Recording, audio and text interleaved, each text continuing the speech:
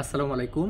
Second time দিয়ে যারা Dhaka medical অথবা ঢাকা টপ মেডিকেলে চান্স পাওয়ার ইচ্ছা পোষণ করো, তারা শুরু থেকে কী করে প্রিপারেশন নিবা, কোন বিষয়গুলো অ্যাভয়েড করবা, কোনগুলো অবশ্যই ফলো করবা, এটা নিয়ে আজকের এই ভিডিওটা। আমি জুনেম হাসান টুটুল, বর্তমানে পড়াশোনা করতেছি ঢাকা মেডিকেল কলেজ ৩য় বর্ষে এবং আমার কলেজ ছিল নটরডেম কলেজ।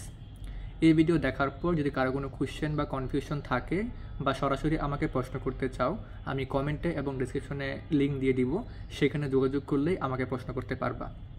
আচ্ছা দেখো, সেকেন্ড টাইম প্রিপারেশন আমি ধরে নিচ্ছি তোমরা এখন থেকেই বা এগ্রি পরীক্ষার পর থেকেই সেকেন্ড টাইম প্রিপারেশন শুরু করবা। তো সেকেন্ড টাইম প্রিপারেশন শুরু করার প্রথম কাজটাই হবে তোমার প্রথমবারের ভুলটা ফাইন্ড আউট করা। দেখো, আমি জানি যারা সেকেন্ড টাইম দিবা তারা মোটামুটি ডেডিকেটেড, প্রথমবারেও ছিলা এবং হয়তো কোনো একটা কারণে প্রথমবার চান্স মিস করছো, তুমি অবশ্যই ডেডিকেটেড। এই প্রথমবার চান্স মিস হওয়ার পিছনে বেশ কয়েকটা কারণ থাকে, আমি কয়েকটা কারণ উল্লেখ করি। যারা প্রথমবার চান্স মিস করছে ওদেরকে আমি কোয়েশ্চেন করে এগুলো পাইছি। প্রথমত মেন বইকে গুরুত্ব না দেওয়া, এর কারণে অনেকে চান্স মিস করে। অনেকে পর্যাপ্ত এক্সাম দেয় না, অনেকে অনুশীলনী গুরুত্ব দেয় না, অনেকে আবার এক্সাম হলে প্যানিক করে। এই এক্সাম হলে প্যানিক করাটা সবচেয়ে বড় ফ্যাক্টর প্রথমবার চান্স মিস হওয়ার পিছনে, ঠিক আছে? তো প্রথম কাজটা কী হবে, তোমার ভুলটা ফাইন্ড আউট করা এবং তার উপর কাজ করা। আমি এই 4টা টপিক নিয়ে পরবর্তীতে আসবো, কী করে এই সমস্যাগুলো ফাইন্ড আউট করবা, কীগুলো কীভাবে সলভ করবা সেগুলো নিয়ে। তো প্রথম কাজটা কী হবে, তোমার প্রথমবার চান্স মিস হওয়ার পিছনে যে ভুলটা ছিল সেটা ফাইন্ড আউট করা। ফাইন্ড আউট করে ফেলছো, আচ্ছা এখন আমি ধাপগুলো শেষ করি, তারপর তুমি আনসার পেয়ে যাবা। এখন প্রিপারেশনে কোন বিষয়গুলো মাথায় রাখা লাগবে, প্রথম কাজটা হচ্ছে মেন বইকে অবশ্যই গুরুত্ব দেওয়া লাগবে। আমি আমার অনেক ভিডিওতে কী করি, আমি সহায়ক বই হিসেবে বিভিন্ন কোচিংয়ের বই বা পাবলিকেশনের বইয়ের নাম উল্লেখ করি। আমি বারবার মেনশন করি সহায়ক বই হিসেবে এগুলো পড়ো। তাহলে মেন বই কোনটা, তুমি যে বইটা একাডেমিকে পড়ে আসছো, জুলজি হচ্ছে আজমল স্যারের বই, বোটানি হাসান স্যারের বই, ফিজিক্স ইসাক স্যার এবং কেমিস্ট্রি হাজারি স্যার, ঠিক আছে? এগুলো তোমার মেন বই। কোনো কোচিং বা পাবলিকেশনের বই কখনো তোমার মেন বই হতে পারে না। এটাকে আমি সবসময় সহায়ক বই অথবা কম্পিনিয়ন বই বলি, ঠিক আছে? এটা খেয়াল রাখবা, মেন বইকে অবশ্যই গুরুত্ব দিবা এবং সেইটাই বারবার পড়বা। যেহেতু সেকেন্ড টাইম প্রিপারেশন দিবা, হাতে পর্যাপ্ত সময় আছে এবং প্রত্যেকটা চ্যাপ্টার মিনিমাম তোমার 2 থেকে 3 পড়া হয়ে গেছে। যেহেতু প্রথমবার প্রিপারেশন নিছিলা, আমি ধরে নিচ্ছি যে প্রথমবারে তোমার প্রত্যেক চ্যাপ্টার মিনিমাম 2 থেকে 3 পড়া হয়ে গেছে। তো খুব একটা প্যারা হওয়ার কথা না। এখন কাজটা কী হবে, আরও ঝালাই করা এবং তোমার যে ভুলটা ছিল সেই ভুলটা ফাইন্ড আউট করে তার উপর কাজ করা, ঠিক আছে? মেন বই গেল। তারপরে কাজটা হবে অনুশীলনী কোশ্চেন। এটা আমি অনেক বেশি হাইলাইট করি। কেন করতেছি, তুমি যদি 2019 সালের পর থেকে 19, 20, 20, 21, 22, 22, 23, 23, 24 এবং 24, 25 গেল, এই বিগত 6 বছরের ভর্তি পরীক্ষার প্রশ্নগুলো দেখো, বিশেষ করে পদার্থবিজ্ঞান এবং রসায়ন, এই দুইটাতে প্রায় 80 to 90% কোশ্চেন হুবহু অনুশীলনী থেকে আসতেছে। হুবহু, ভাবতে পারো? মানে এটা জানার পরও যখন আমি শুনি যে না ভাই অনুশীলনী পড়ে যায় নাই, বা ফিজিক্সে কেমিস্ট্রিতে আউট অফ 45 আমি 40 কম পাইছি, 40 কম পাইছি, এটা কেন শোনা লাগবে? তুমি দেখতেছো বিগত 5 বছরে 45টা কোশ্চেন থেকে 40টা কোশ্চেন, 38টা কোশ্চেন হুবহু অনুশীলনী থেকে আসতেছে। এরপরেও কেন তোমার ভর্তি পরীক্ষায় ফিজিক্স এবং কেমিস্ট্রিতে তোমার 40 কম পাবা আউট অফ 45? আমি জানি না কেন। তো এটাই ফোকাস করো। যেহেতু বিগত 6 বছরে একটা না এরকম হইতেছে, আমি ধরে নিচ্ছি যে এবারও হবে। তো এটা কোনোভাবে অ্যাভয়েড করবা না। পদার্থবিজ্ঞান এবং রসায়নের অনুশীলনী কোশ্চেন মেনলি হচ্ছে ইসহাক স্যার এবং হাজারি স্যার, এই দুইটা অবশ্যই একদম মুখস্থ করাই লাগবে। যদি বড় কোনো ম্যাথমেটিক্যাল কোশ্চেন থাকে সেটা সলভ করার নিয়মটাও শিখবা, তার পাশাপাশি আনসারটাও মুখস্থ করবা। আমি আনসারটা মুখস্থ করতে কেন বলি, দেখা যায় অনেক সময় মেন ভর্তি পরীক্ষার হলে তুমি ওই সময়টা পাবা না যে এই বড় কোশ্চেনটা সলভ করার। তখন দেখবা ভ্যালু এক, কোশ্চেন এক, হুবহু অনুশীলনী কোশ্চেন, তখন উত্তর মুখস্থ আছে, দাগাই দিবা, ঠিক আছে? আর যদি মানগুলো চেঞ্জ করে দেয় বা হাতে সময় থাকে তখন তুমি সলভ করবা, ঠিক আছে? এটা খেয়াল রাখবা। তো ইসহাক স্যার এবং হাজারি স্যারের যে ফিজিক্স কেমিস্ট্রি অনুশীলনী কোশ্চেন সেগুলো সলভ করার পাশাপাশি আমি আরও 2টা বইকে রেফার করব। একটা হচ্ছে তপন স্যারের ফিজিক্স বই এবং কবির স্যারের রসায়ন বইটা, তার অনুশীলনী কোশ্চেন দেখতে পারো, ঠিক আছে? এটা ব্যাকআপ হিসেবে, যেহেতু ইদানিং অন্যান্য রাইটারের বই থেকেও প্রশ্ন আসতেছে, তো এই 2টা বই ব্যাকআপ হিসেবে রাখলে অবশ্যই ভালো, ঠিক আছে? গেল অনুশীলনী কোশ্চেন। তাহলে অনুশীলনী কোশ্চেন অবশ্যই পড়া লাগবে। কোন কোন বই পড়বা, ফিজিক্স এবং কেমিস্ট্রিতে হচ্ছে Ishaq sir, Tapan sir physics, Hazari sir, Kabir sir হচ্ছে কেমিস্ট্রি, এবং রসায়নে গতানুগতিক আজমল স্যার, আলিম স্যার, এরপর বোটানি কি হবে হাসান স্যার এবং আলিম স্যার বা আজিবুর স্যার, অনুশীলনী মাস্ট পড়া লাগবে। ঠিক আছে, এটা গেল। এই অনুশীলনী পড়ার পাশাপাশি আমি আরেকটা জায়গায় ফোকাস করি বারবার, সেটা হচ্ছে প্রশ্ন ব্যাংকটা খুবই গুরুত্ব দিয়ে সলভ করা। তুমি যে কোনো কোচিংয়ে ভর্তি হও না কেন, প্রথমবার যেখানে ভর্তি হয়েছিলে সেখান থেকে আশা করি একটা প্রশ্ন ব্যাংক দিছে। উন্মেষ এবং রিনা তার প্রশ্ন ব্যাংকটা খুবই ভালো আমি দেখছি এবং আমি নিজেও পড়ছি। ঠিক আছে, সেখানে প্রত্যেকটা প্রশ্নে খুব ভালো ব্যাখ্যা দেওয়া আছে। তো প্রশ্ন ব্যাংকটা অবশ্যই কিনে ফেলো, প্রশ্ন ব্যাংকটা খুব ভালো করে সলভ করো। খুব ভালো করে সলভ করতে আমি কেন বলতেছি, কারণ এতে করে তোমার মেডিকেল ভর্তি পরীক্ষার কোয়েশ্চেন নিয়ে ভালো একটা আইডিয়া হবে। তুমি মোটামুটি গেস করতে পারবা যে না একটা চ্যাপ্টারের কোন টপিক থেকে প্রশ্নগুলো আসতেছে। তুমি খেয়াল করে দেখো, বোটানি প্রথম অধ্যায়ের প্লাস্টিড, এখান থেকে বেশ কয়েকটা প্রশ্ন, 3-4টা প্রশ্ন আসছে। তো তুমি কিন্তু যখন এই প্লাস্টিড টপিকটা পড়বা তখন তোমার একটা ব্রেনে কাজ করবে যে কি না এখান থেকে প্রশ্ন আসে, এটা আমাকে গুরুত্ব দিয়ে পড়া লাগবে, বা কোন জায়গা থেকে প্রশ্ন আসে তা তুমি বুঝতে পারবা। তো কী করবা, তুমি চেষ্টা করবা কোনো একটা চ্যাপ্টার শুরু করার আগে, এখন তো তোমার কি প্রত্যেকটা চ্যাপ্টার আগে পড়া হয়ে গেছে তাই না, তো কোনো একটা চ্যাপ্টার শুরু করার আগে যদি ওই চ্যাপ্টার থেকে মেডিকেল ভর্তি পরীক্ষায় কীরকম প্রশ্ন আসছে, কোন কোন প্রশ্ন আসছে সেগুলো একবার দেখে নিতে পারো, আমার মনে হয় সর্বোচ্চ আউটপুটটা বের করে আনা সম্ভব। ঠিক আছে, তাহলে প্রশ্ন ব্যাংকটা অবশ্যই খেয়ে ফেলা লাগবে। গেল, এরপর হচ্ছে প্রচুর এক্সাম দেওয়া। সেকেন্ড টাইম অ্যাডমিশন প্রিপারেশনে বেশিরভাগ স্টুডেন্ট চান্স মিস হয় একটা কারণে, সেটা হচ্ছে এক্সাম হলে প্যানিক করা। আমার নিজের স্টুডেন্ট প্রথমবার চান্স মিস করছে, এরও মেন কারণ কী ছিল, এক্সাম হলে ও কান্না করে দিছে, ও কোশ্চেন দেখেও নাই, লিটারালি কোশ্চেন দেখে নাই, ও যখন রোল এবং সিরিয়াল ভরাট করবে তখন তার হাত কাঁপতেছে, সে কান্না করে দিছে।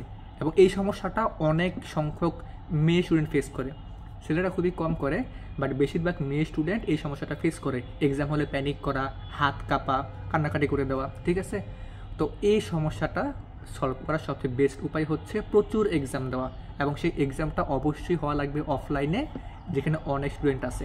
এখন তুমি মেন ভর্তি পরীক্ষা হবে অফলাইনে, একটা রুমের মধ্যে, তোমার আশেপাশে থাকবে অনেক স্টুডেন্ট, সামনে টিচার, তুমি সেরকম এক্সামের জন্য প্রিপারেশন কি নিতে পারবে অনলাইনে?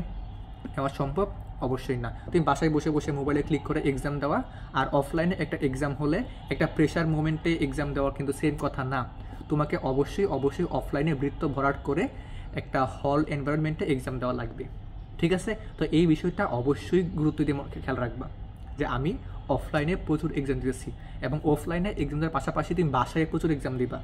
তুমি ওএমআর শিট কিনে নাও, বিভিন্ন জায়গায় পাওয়া যাবে, বা কালেক্ট করো, কোশ্চেন কালেক্ট করো, বাসায় এক্সাম দাও যত বেশি পারো। এখন মনে করো তুমি সারাদিন পড়তেছো, এখন বোর্ড হয়ে গেছো, পড়তে ভালো লাগতেছে না, এই টাইমে এক্সাম দিয়ে নাও একটা। ঠিক আছে, এটা করো। আচ্ছা, এক্সাম গেল, তারপর আসে কোচিং নিয়ে। তোমরা আসলে অনেকেই চিন্তাভাবনা করো কোন কোচিংয়ে পড়বা, অফলাইনে ভর্তি হবা নাকি অনলাইনে ভর্তি হবা, অফলাইনে কোনটা ভালো অনলাইনে কোনটা ভালো, এরকম নানা কনফিউশনে ভুগো। আমার ক্ষেত্রে আমি বলি, যেহেতু অফলাইনে এক্সাম দেওয়াটাকে আমি অনেক বেশি মোটিভেটেড করি, সেই ক্ষেত্রে একটা অফলাইন কোচিংয়ে ভর্তি হওয়া ভালো। ঠিক আছে, এবং সেই ক্ষেত্রে আমি যেহেতু মেডিকোতে পড়ছিলাম বা মেডিকোর স্টুডেন্ট আমার পরিচিত আছে, আমি ভর্তি করাইছি, তো আমি কিন্তু মেডিকোর কোনো টিচার না, ট্রেনিও না, কোনো দালাল বা কিছু না। মেডিকোর সার্ভিস আসলেই ভালো, এবং ভালো দেখেই আমি বারবার রেফার করি বা স্টুডেন্টকে বলি যে না এখানে ভর্তি হও, এখানে সার্ভিসগুলো ভালো।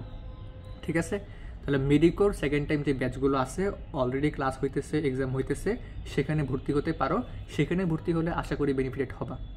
ঠিক আছে, তো অফলাইনের পাশাপাশি অনলাইনে ভর্তি হবা কি না, অনলাইনে পুরোপুরি একটা অ্যাডমিশন বেচে ভর্তি হতে পারো যদি সেই রকম একটা নির্ভরযোগ্য জায়গা পাও। কারণ সেকেন্ড টাইমে কিন্তু ক্লাসের থেকে বেশি একটা প্রপার গাইডলাইন অথবা মেন্টরের প্রয়োজন হয়, আমি পরে এটা নিয়ে বলবো। এবং সেই ক্ষেত্রে যদি কোনো নির্ভরযোগ্য জায়গা পাও যে না যেখানে আমি প্রচুর এক্সাম দিতে পারবো, আমি কোয়ালিটি ক্লাস পাবো, তার পাশাপাশি আমি 1-to-1 মেন্টরশিপ পাবো। এই মেন্টরশিপটা আমি আগে খুব একটা হাইলাইট করতাম না, বাট রিসেন্টলি দেখতেছি স্টুডেন্ট কি অনেক সমস্যা ফেস করতেছে, এবং সেই জন্য কিন্তু 1-to-1 মেন্টরশিপটা খুবই গুরুত্বপূর্ণ। তুমি যদি এরকম কোনো প্রাইভেট ব্যাচ পাও বা হচ্ছে কোনো অনলাইন ব্যাচে ভর্তি হতে পারো যেখানে তোমাকে 1-to-1 মেন্টরশিপ করবে, সেখানে ভর্তি হও। ঠিক আছে, আচ্ছা, তাহলে গেল অফলাইন কোচিংয়ে একটা অবশ্যই ভর্তি হবা, আর অনলাইনে হচ্ছে এক্সাম ব্যাচে ভর্তি হলেও চলবে, বা যদি মনে হয় না আমি ভালো একটা কোর্স পাবো সেখানে ভর্তি হতে পারো, অনেক প্ল্যাটফর্ম এখন আছে, ভর্তি হলে হবে। এখন সেকেন্ড টাইম প্রিপারেশনে আমি বেশিরভাগ স্টুডেন্ট সমস্যাটা কি ফেস করে, হাল ছেড়ে দেয়। আমি ফ্র্যাঙ্কলি এখন বলতেছি, সেকেন্ড টাইমে মেডিকেলে চান্স পাওয়া সবচেয়ে সহজ। যদি কোনো একটা স্টুডেন্ট সিরিয়াসলি প্রিপারেশন নেই, তার সেকেন্ড টাইমে চান্স পাওয়ার পার্সেন্টেজ আমি বলবো 80 থেকে 90%। বাকি 10 থেকে 20% তার ভাগ্যে নাই, এই জন্য চান্স পায় নাই। যদি কেউ পরিশ্রম করে, শুরু থেকেই পরিশ্রম করে, প্রিপারেশন নাই, তার ক্ষেত্রে সেকেন্ড টাইমে চান্স পাওয়া কোনো ব্যাপার না, খুবই সহজ। ঠিক আছে, তো সেক্ষেত্রে কী করা লাগবে, পুরো এই টাইমটা কনসিস্টেন্ট থাকা লাগবে। আমি এই ওয়ার্ডটা কনসিস্টেন্ট বা রেগুলারিটি, এই ওয়ার্ডটাকে অনেক বেশি জোর দিব। কেন দিব, তুমি যদি সেকেন্ড টাইম প্রিপারেশনে রেগুলার 6 ঘন্টাও পড়ো, মাত্র 6 ঘন্টা রেগুলার পড়তে পারো, আমি আশাবাদী যদি ভাগ্য খুব একটা খারাপ না হয় তোমার চান্স হয়ে যাবে। বাট এই 6 ঘন্টা রেগুলার পড়াশোনা করা খুবই টাফ। অনেকে দেখবা আমি কিন্তু একটানা 22 ঘন্টাও পড়ছি।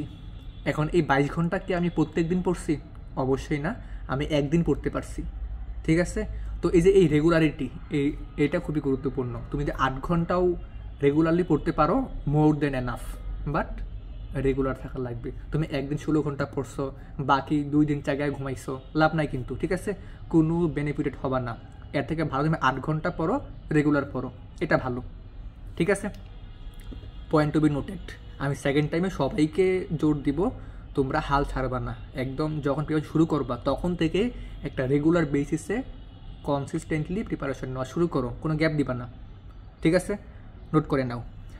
আরেকটা হচ্ছে মেন্টর রাখতে পারো। আমি মেন্টরটাকে, এই যে একটুকে বললাম যে মেন্টরকে আমি হাইলাইট করি, কেন করতেছি, কারণ আমি দেখছি যে অনেক স্টুডেন্ট এই সেকেন্ড টাইমে অনেকগুলো ভুল ডিসিশন নেয়।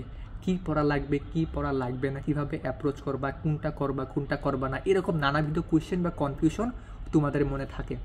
আমার এক স্টুডেন্ট আমাকে বলতেছিল অ্যাডমিশন টাইমে, আমি আগের ভিডিওতে বলছিলাম C3 চক্র, C4 চক্রের চক্রটা আছে না, এই পুরো চক্রটা মুখস্থ করতেছে বসে বসে। আমি তো অবাক ভাই, তুমি এখন অ্যাডমিশন ক্যান্ডিডেট, তোমার এইচএসসি পরীক্ষা শেষ, তুমি গোল্ডেন পায়ে গেছো, তুমি এখন কেন পুরো চক্র মুখস্থ করবা? শুধু চক্র মুখস্থ না, প্রত্যেকটা ধাপে কোন কোন এনজাইম লাগে সেগুলো মুখস্থ করতেছে। যদি এরকম স্টুডেন্ট থাকে, তুমি তো আলটিমেটলি কি পিছিয়ে যাবা। কারণ যে চালাক স্টুডেন্ট, যার ভালো একজন মেন্টর আছে, সে করবে, সে মেন্টরকে বলবে যে না, এটা পুরোপুরি মুখস্থ লাগবে না, তোমার লাগবে এই পুরো ধাপে কোনটা অ্যারোস্টেরিক এনজাইম এবং কোনটা হচ্ছে একমুখী ধাপ, এরকম বিভিন্ন কোশ্চেনগুলো আসবে। ঠিক আছে, তো এটা খেয়াল রাখো, একজন মেন্টর রাখতে পারো। এবং মেন্টর রাখার ক্ষেত্রে আমি 2টা প্রিফার করি। প্রথমত, যে ভাই পড়াশোনা করে ভালো মেয়েকে চান্স পাইছে, এরকম যে মেন্টর। আরেকজন যে সেকেন্ড টাইম দিয়েও চান্স পায় নাই। কী বললাম, যে সেকেন্ড টাইম দিয়েও চান্স পায় নাই। যারা আমার ভিডিও রেগুলারলি দেখো, তারা হয়তো খেয়াল করছে, আমি এটা বুঝাই বলছিলাম কয়েকবার। তুমি যখন একজন চান্স পাও ভাইয়ের কাছে যাবা বা আপুর কাছে কোশ্চেন করবা, সেই আপুটা তোমাকে ভুলগুলো বলতে পারবে না যে এটা ভুল ছিল, এই বিষয়টা ভুল ছিল। তো তোমাকে এটা কে বলতে পারবে? যে আপু বা ভাইয়াটা সেকেন্ড টাইমে ভুলটা করে সেকেন্ড টাইমেও চান্স মিস করছে। তো এরকম একজন মেন্টর রাখো। আমাদের যেই গ্রুপটা আছে সেখানে আমি এরকম 2জনকে রাখছি, যারা খুবই কেপেবল ছিল, পড়াশোনা করতো, ডেডিকেটেড ছিল, বাট আনলাকিলি কোনো একটা কারণে সেকেন্ড টাইমে চান্স মিস করছে। যদি এরকম কোনো ভাইয়া আপুর সাথে কথা বলতে চাও, এই যে বললাম কমেন্টে এবং ইয়াতে লিঙ্ক দেওয়া আছে, সেখানে ওই আপুকে পেয়ে যাবা। ঠিক আছে, ও আশা করি সব কিছু ক্লিয়ার করতে পারবে। আচ্ছা, তো এই বিষয়গুলো আমি কয়েকটা বিষয় আরেকবার হাইলাইট করি। হাল ছাড়া যাবে না, মেইন বই পড়া লাগবে, প্রচুর এক্সাম দিবা, গতবারে যে ভুলটা করছিলা সেই ভুলটা ফাইন্ড আউট করা, তারপর অনুশীলন সলভ করা, প্রচুর এক্সাম দেওয়া, একটা অফলাইন কোচিং অবশ্যই মেনটেন করা। গেল, আমি আশা করি বিষয়গুলো বুঝাতে পারছি। আর প্রথমবার চান্স মিস হওয়ার পিছনে তোমার যে কারণগুলো ছিল, সেই কারণগুলো অবশ্যই ফাইন্ড আউট করবা। এবং ফাইন্ড আউট করার পর আমি আশা করি আমার এই ভিডিওতে আমি এই টপিক নিয়ে আলোচনা করছি, মেন বই, অনুশীলনী, এক্সাম দেওয়া, বা হচ্ছে এক্সাম হলে নার্ভ ধরে রাখা, তার জন্য প্রচুর এক্সাম দেওয়া। ঠিক আছে, কোয়েশ্চেন সলভ করা, এই বিষয়গুলো বলা হয়েছে। যদি এরপর কোনো কোয়েশ্চেন থাকে, আমাকে প্রশ্ন করতে চাও, আমার গ্রুপ লিঙ্ক আমি দিয়ে দিব, সেখানে প্রশ্ন করলেও আমি চেষ্টা করবো হেল্প করার। এবং আমি মোটামুটি এখন ফ্রি আছি, আমার সামনে ঈদের বন্ধ আছে, এখন বড় একটা ভেকেশন আছে, তো এই ভেকেশনে আমার খুব একটা প্যারা হবে না তোমাদের প্রশ্ন আনসার দিতে। ঠিক আছে, তাহলে এই পর্যন্তই। যদি ভিডিও উপকারী মনে হয়, লাভজনক মনে হয়, তুমি সাবস্ক্রাইব করতে পারো বা হচ্ছে হোয়াটএভার। টাটা।